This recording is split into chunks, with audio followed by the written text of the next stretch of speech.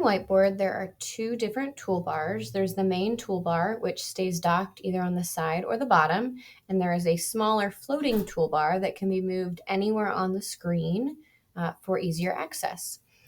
Using these arrow tools here on the left, you can move it anywhere on your screen. When you are in the creation process, drawing, writing on your board, changing out backgrounds and different features, if you have added features on a single page, you can add a new page, sort of like you would get in Google Slides. Now I have a new blank page. This is page 2. If I want to go back to page 1, I can go back with the toggle arrows for the next and future pages.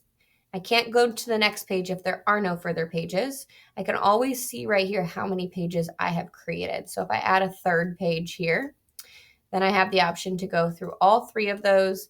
I can also use the page management menu here, and it will just quickly show me what is available in all of my pages. If I want to delete one, I can delete it from this page management feature here. I also have the option to duplicate a page from this page management tool as well, or add a new one if you just want to add an additional page from there.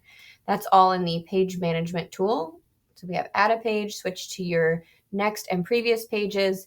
And then there is a paste. If you have something on your canvas, you can paste from this. If you are wanting to present in your whiteboard mode, but you do not want to have all of the information at the top and just limit what's available to be seen, if you click presenter mode, it's going to push it to full screen. You can still go back and forth between all of your pages that you have created. You can still add additional pages.